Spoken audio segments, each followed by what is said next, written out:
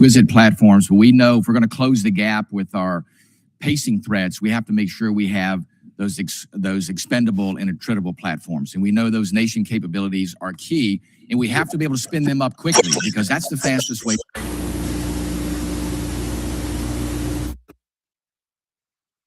for us to, again, deter by peace through strength. Give us your perspective on how you see the urgency of getting that capacity not only in place, but getting that ability to go to scale and get those capabilities in the hands of our warfighters. Sure, I think it's critical. And when I look at what OSW above us is doing, and the Deputy Secretary as well as Secretary Duffy, and frankly, the National and Defense Industrial Bases all rallying around the need to scale, along with the new entrants that are out there who are coming and bringing products to the Joint Force. The key is capacity. Time's expired. Chair, now recognize the gentleman from New Jersey, Mr. Norcross. Thank you, Chairman. I'd like to thank the witnesses for being here today. Mr. Secretary, it's well known that our Defense Industrial Base and Maritime Industrial Base has declined greatly over time. It's the shipyards, it's many of the things that you already spoke about. In my community, we used to have 3 shipyards, 40,000 workers. We've lost that critical. Hey, California, how's your audio? Can you hear me?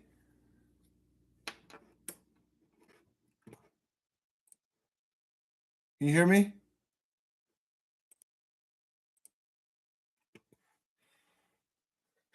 Nice.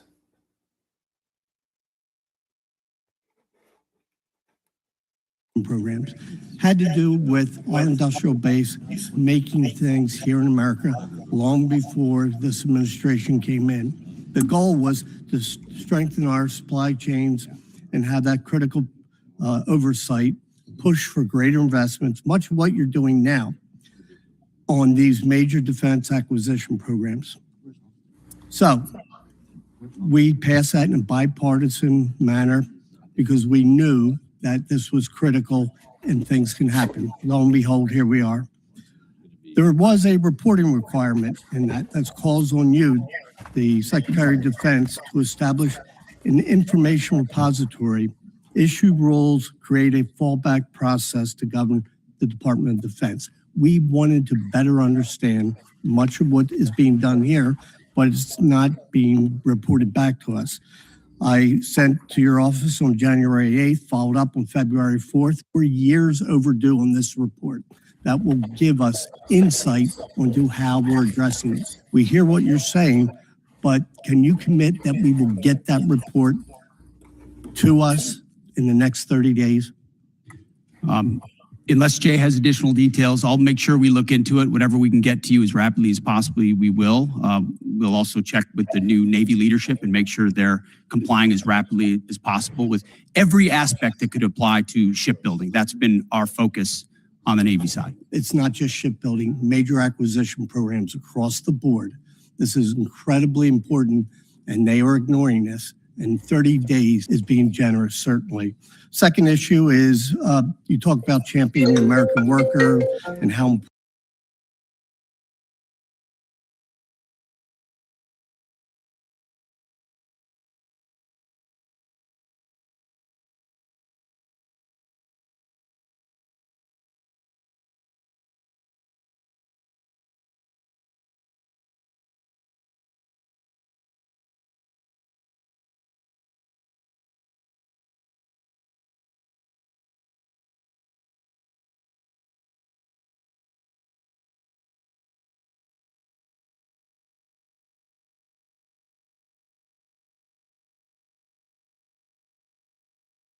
we support the war fighters.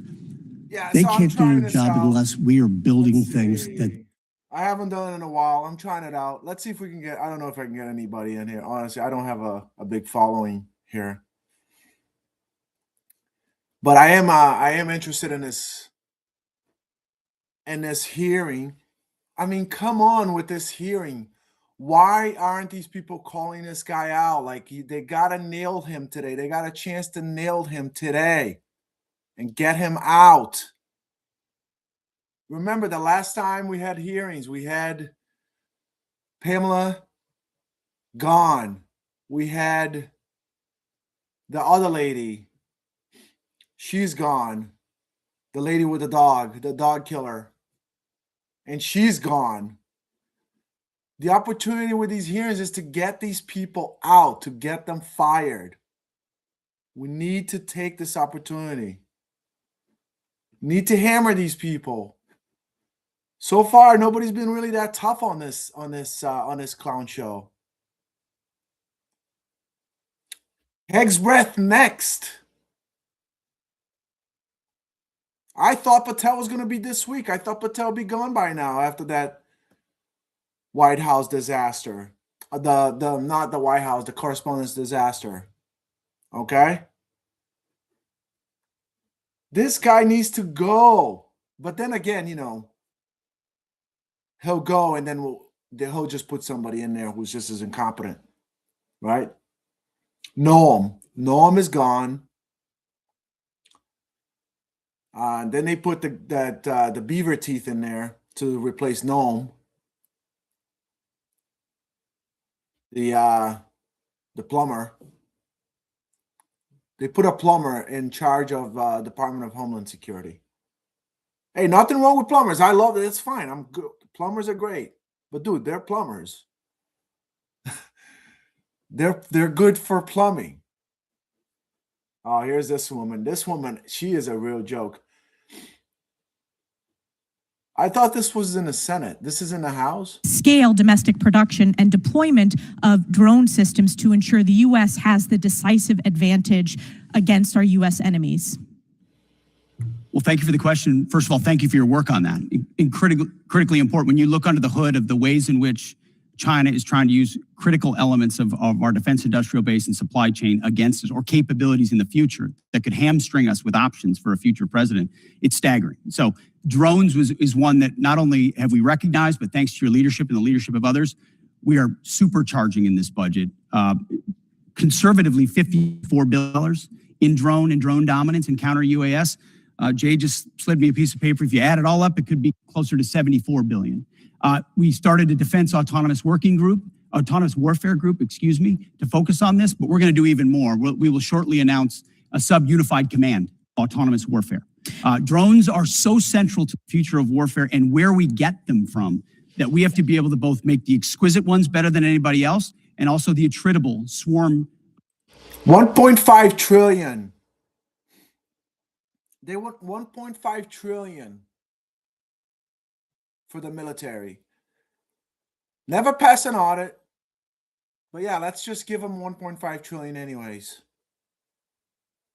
Communist Chinese drone company is prohibited from receiving new FCC authorizations. There are still DJI products such as the DJI Avata 360 widely available in the US through major retailers. These received FCC authorizations before my provision in the NDAA was fully implemented. So my question to you is, we need to close this loophole to protect our national security. Will you commit to working with this committee in my office to ensure that these products that pose a significant risk to our national security are no longer permitted, given the evident threat CCP drones pose to U.S. national security?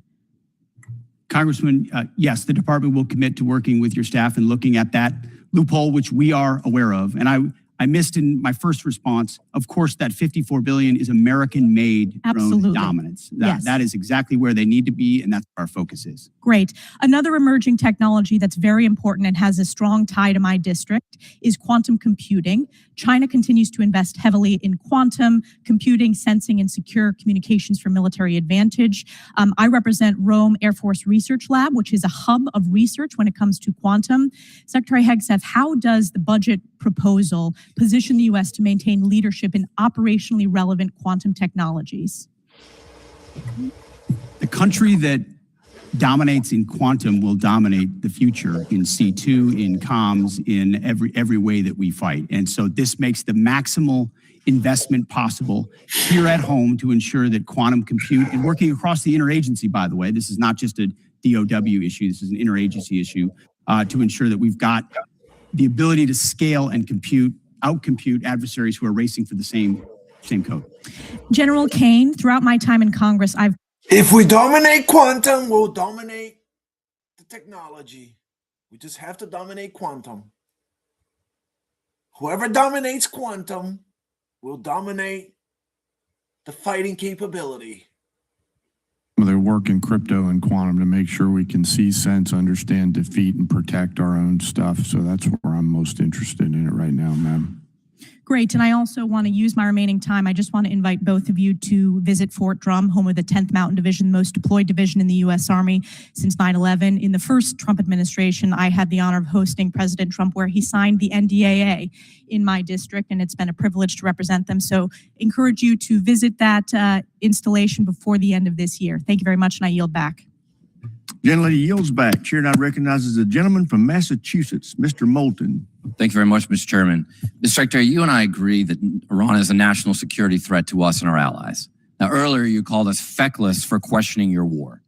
Do you think Congress was smart or feckless when it failed to ask tough questions of the Bush administration and gave them a blank check for Iraq? Well, if you're trying to compare this war to the Iraq I'm just asking war, if you which think the it was president hard or was the first one to feckless. call a stupid war, then it's a false comparison. Okay, well, probably a good idea to ask tough questions. So let me just ask you a few questions. Did you advise the president that we should attack Iran? We were, first of all, in this position in the cabinet, we never talk about what we would advise the president to do or Well, not. do you think the president or you deserves more? I've been in every meeting. I understand with that, the Mr. chairman and Secretary. everybody else as the Yeah, South Moulton is good. He is running for Senate. He's trying to take out Ed Markey. I don't know if he's going to be successful. I am in Massachusetts. He is anti-ICE. He's anti-MAGA. And I'll support him.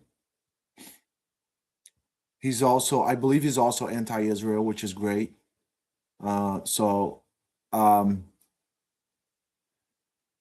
I think he's a little more left, a little more further left than Ed Markey. So I'll support him. But I don't think he has a chance. Ed Markey's been there for too long. And you know how people are. They just like keeping these fuckers around until they fucking die in Congress. But yeah, he's pretty good. I mean, he'll probably still be there in the House. I'm not in his district.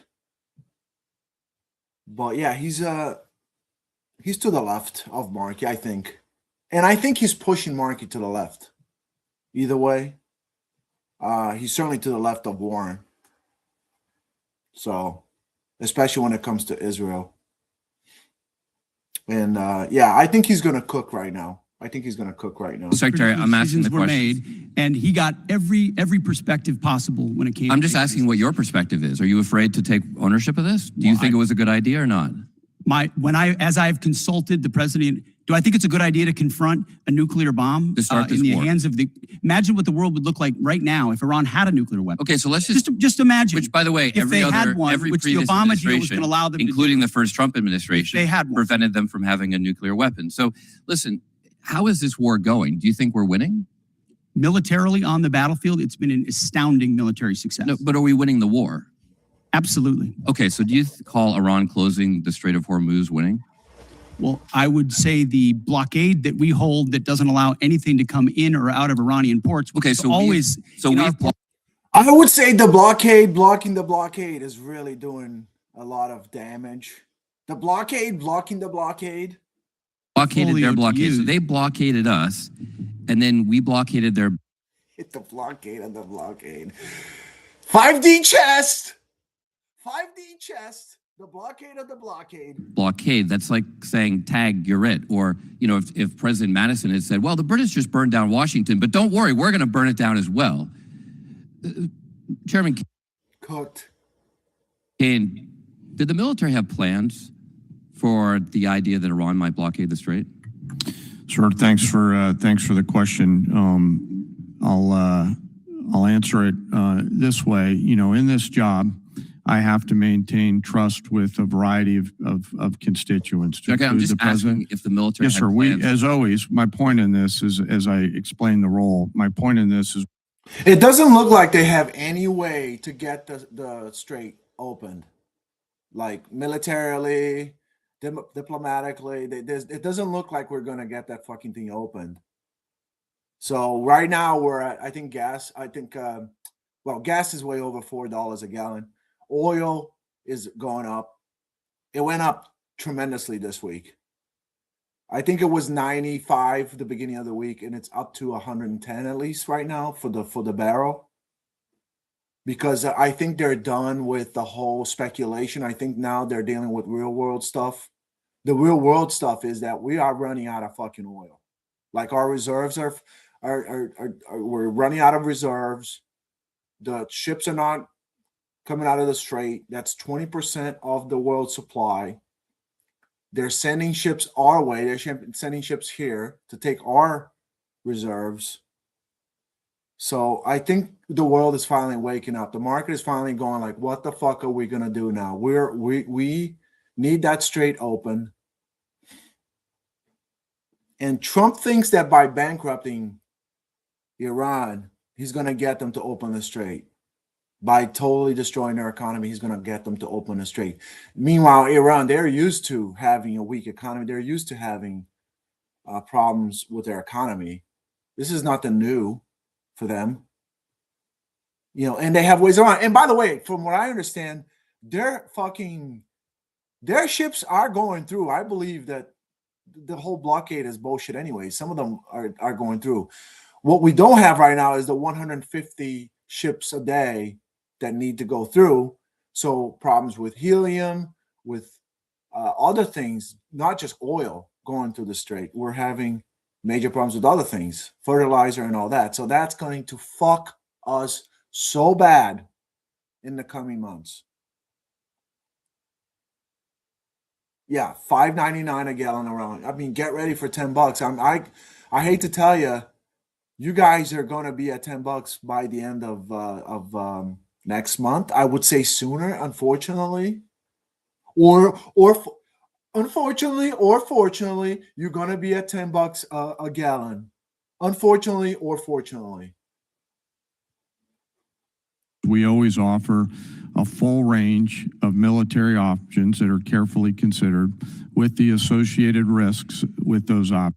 The U.S. cannot get the strait opened militarily by ourselves. We can't do it by ourselves. We need allies to do it militarily. That would obviously escalate. Right? And then we are not making a deal because Israel don't want us to make a deal. Israel is in the way. They don't want us to make a deal. They want this to keep going. They want to see this through. They don't give a fuck if we go bankrupt. Israel doesn't give a fuck if you go bankrupt. They're not looking at this as a way for to get American back to being able to afford shit and get to lower costs. They don't give a fuck if your costs are lower or if they skyrocket. They don't care. Yeah. Maybe this will finally get people to go back to work remotely. But yeah, I mean, we're going to a point, not to mention all the shortages that we might have. Asia is already experiencing shortages. They already have a lot of countries in Asia right now that they are saying, only drive to work once a week, twice a week. Going through serious shortages right now. So there's no plan to open a strait militarily. We don't have the strength to do it ourselves. We don't have any allies. We went to war without any allies. We didn't consult with our allies. So and the considerations therein. So, and we Mr. always Secretary, do that. did you consider this risk? Of course, this department has looked at all aspects of this risk. And So then why because did you this send the department looks, minesweepers, the only minesweepers we had in the Gulf, to Singapore weeks before the war started? we have lots of capabilities that you may or may not be aware of at the classified level. Okay, and to deal so, with by the way, would the mines. Trump-class battleships have helped with this? You're talking about a Minesweeper. prospective future battleship, which we welcome in the fleet. Okay, so you're supportive of the battleships. Yes, sir. Okay. How much has Iran profited from your administration lifting the sanctions on Iran when you started this war?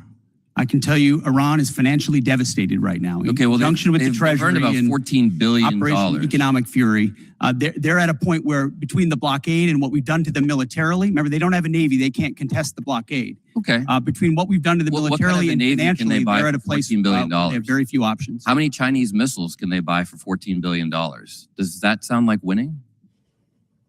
They're not, we're ensuring and they're not buying Chinese missiles. Okay. You know, at the end of the day, this also has a cost to us. If let's say this war costs $100 billion, I mean, you've already said, give us more time. It's only been 2 months. It could go on for 20 years like Iraq and Afghanistan. Let's just say it costs $100 billion. What is that to the average American taxpayer? Do you have any idea? Well, unlike foolish previous administrations, it won't go on. No, I'm just asking. For years and decades. But let's just say it's Sitting in this $100 billion. position, it's hard to imagine how Do you know it that? allowed those things to happen. You were a part of Do you know that the war. answer to that? So was I. And I never. I'm knew what just the end asking if state you know really what was. your war Now I costs know the what the average end state American is. taxpayer. What is the cost of Iran having a nuclear weapon that they wield? I'm just over us? asking if you know the cost of the average American I'm asking taxpayer. you what the It's about cost would be of $600. that. So for the American taxpayers out there, my constituents, some of the constituents you wanted to represent in Minnesota, I'm just wondering if the buck's lying around to pay for your war. I think that's just a question that we ought to ask. Now, quickly, on March 13th in a press conference, you said we will give them no quarter, no mercy. In order for no quarter or no survivors is a war crime under the Geneva Conventions. You understand that's murder. Do you stand by that statement? By the way, Seth Moulton is a combat veteran. He can speak on this stuff. He served. I know Kegsworth served as well, but Seth is a vet, so he knows about these rules, about war crimes and whatnot. You know, they pound it into their heads. But I think Kegsworth was too drunk to pay attention. The Department of War fights to win, and we ensure that our warfighters have the rules of engagement necessary to be as effective Okay, so as just to humanly be clear, possible. you which called they are. Democratic members of Congress to be tried for sedition for reminding our troops to follow the law. But when you tell them to commit a war crime, you stand by yourself. For insinuating that the laws Congratulations, that we're Mr. giving them are Gentleman's unlawful. time's What a expired. Chair breakdown. now recognizes the gentleman from Tennessee, Dr. Desjardins. Thank you, Mr. Chairman, and I thank our witnesses for being here today. And I'd like to thank you for your commitment to our advancement in space, Golden Dome, and nuclear modernization, all which are critical. And also, I understand we're going to start some reproduction of the MQ-9 Reaper drones, which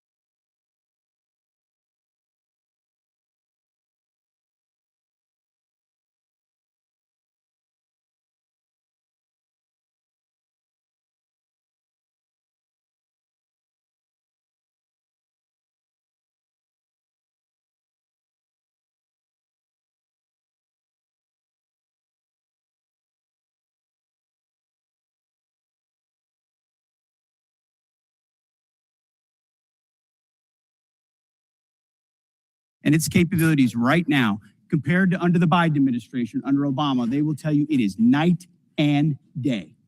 Even the ranking member acknowledged that the troops performed incredibly well over the past 15 months and have demonstrated to the world.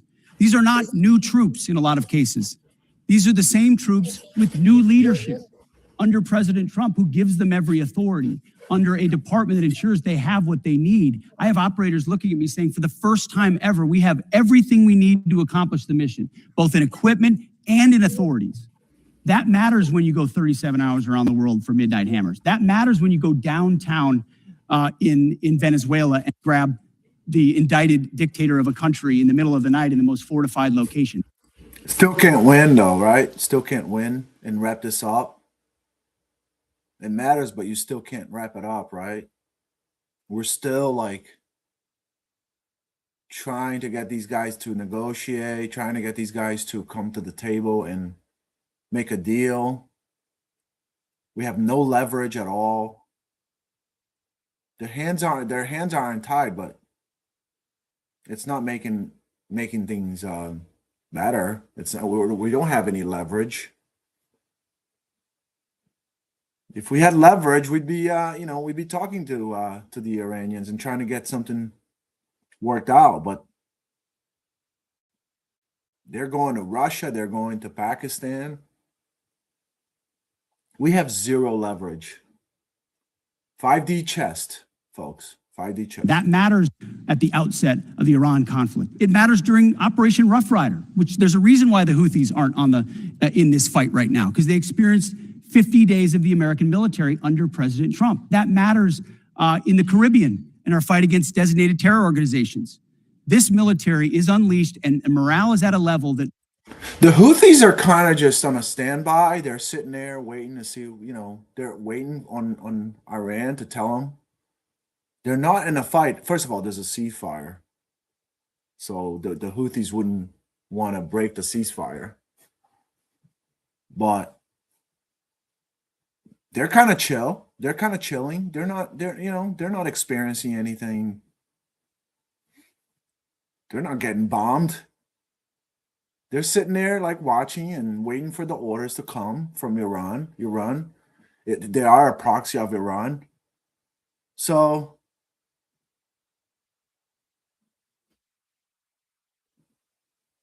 that's fucking bullshit. this country has not seen for decades and decades because of the leadership of President Trump and because this War Department allows them to get back to basics. No more distractions, no more debris. It's simple accountability, training, standards, lethality, and they respond to it. And it's that response that's manifest in highly and historic successful military operations led by our incredible joint force, who are grateful to have a commander-in-chief that has their back. I can tell you for that, our nation, myself, and all of us are incredibly grateful.